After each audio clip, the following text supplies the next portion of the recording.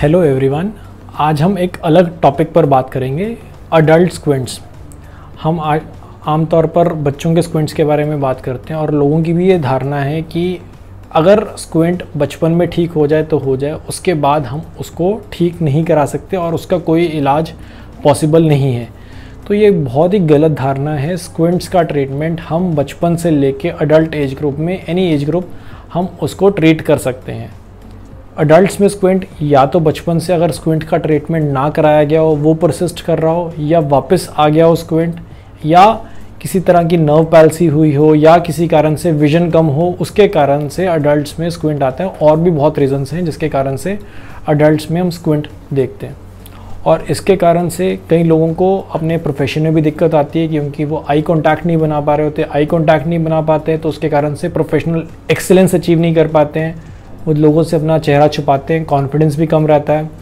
या कई लोगों को अपने जॉब के मेडिकल के लिए, जैसे हम आर्मी में जॉब के लिए अप्लाई करते हैं, उसके लिए मेडिकल के लिए स्क्विंट की ना हो वो रिक्वायर्ड होता है, या पुलिस में मेडिकल के लिए भी रिक्वायर्ड होता है, या जो मैरिजेबल एज ग्रुप के बच्चे हैं, चाहे लड़के चाहे लड़कियां, उनको भी उसमें दिक्कत आती है। और कई पेरेंट्स भी बहुत ऑकवर्ड फील करते हैं, या उनके बच्चे ही उनको कहने लगाते हैं कि हमारे पेरेंट्स में स्क्विंट है, तो बच्चे ही अपने पेरेंट्स को लेके जाते हैं कि आप इसका ट्रीटमेंट क्यों नहीं कराते हैं।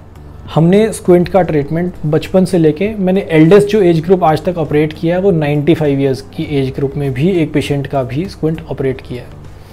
तो एज इज़ नॉट अ बार, मतलब एज कोई क्राइटेरिया नहीं है कि किस एज में हम नहीं कर सकते। फिर लोगों का एक कॉमन क्वेश्चन होता है कि अगर स्क्विंट के कारण से या वैसे विजन एक आंख की कम है तो स्क्विंट की सर्जरी कराने के बाद विजन भी इम्प्रूव हो जाएगी। तो स्क्विंट की सर्जरी से विजन इम्प्रूव नहीं होती है।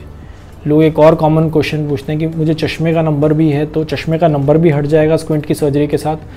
तो ये दो बिल्कुल अलग अलग प्रॉब्लम्स हैं। हम एक टाइम पे एक ही चीज़ को एड्रेस कर सकते हैं। चश्मे का नंबर हटाने के लिए रिफ्रैक्टिव प्रोसीजर्स अवेलेबल हैं, और स्क्विंट को करेक्ट करने के लिए अगर सर्जरी रिक्वायर्ड है तो स्क्विंट सर्जरी से ही वो ठीक होगा। हाँ, अडल्ट एम्ब्लायोपियाज का भी अच्छा ट्रीटमेंट है। तो अगर स्क्विंट के कारण से विजन कम है तो अब हमारे पास वेज एंड मीन्स हैं जिसके कारण से हम वो लेजी आई भी इम्प्रूव कर सकते हैं, प्रोवाइडेड कोई ऐसा ऑर्गेनिक कॉज, चाहे वो चोट लगने के कारण से नज़र कमज़ोर हुई हो, या कोई ब्रेन में ऐसा लीजन ना हो जिसके कारण से नज़र कमज़ोर हुई हो, तो हम इम्प्रूव नहीं कर सकते।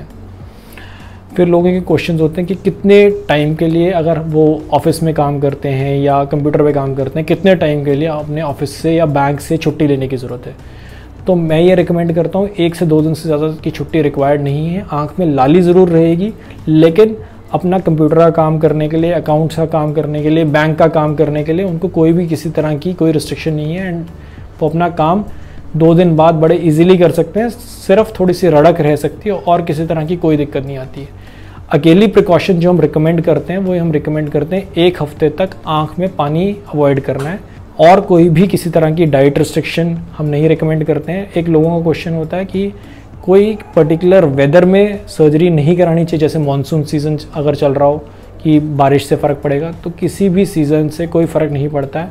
हम हर मौसम में, चाहे गर्मी हो, सर्दी हो, बारिशें हो, हर सीज़न में सर्जरी करते हैं और उससे कोई भी प्रभाव आँख पे या सर्जरी पे नहीं पड़ता। एक लोगों को और कॉमन क्वेश्चन होता है कि पहले एक सर्जरी हुई हुई है तो दूसरी बार सर्जरी करा सकते हैं। सर्जरी ज़रूर की जा सकती है अगर आपके पास पुराने रिकॉर्ड्स हैं, चाहे बचपन में भी सर्जरी हुई हो, अगर उसके रिकॉर्ड्स हमारे पास हों तो हम सर्जरी अच्छे से प्लान कर सकते हैं और अच्छे से प्रोग्नोसिस बता सकते हैं कि कितने अच्छे से हम उसको करेक्ट कर सकेंगे। पहली सर्जरी होना कोई कॉन्ट्राइंडिकेशन नहीं है कि सर्जरी नहीं की जा सकती। सर्जरी अच्छे से की जा सकती है और हम उसको अच्छे से क्योर भी कर सकते हैं, लेकिन हमारे पास पुराने रिकॉर्ड्स हों तो बहुत अच्छे से हम उसको प्लान कर सकते हैं।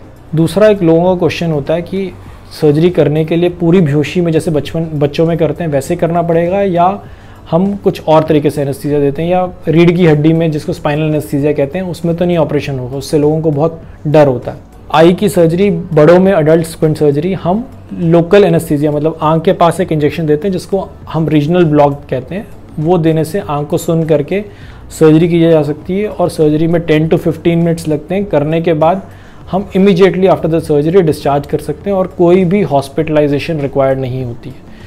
Patient can resume his work from next day onwards if the patient is comfortable, तो नेक्स्ट डे से भी काम रिज्यूम कर सकते हैं, नहीं तो 2 दिन बाद काम रिज्यूम करने में किसी तरह की कोई भी प्रॉब्लम नहीं होती।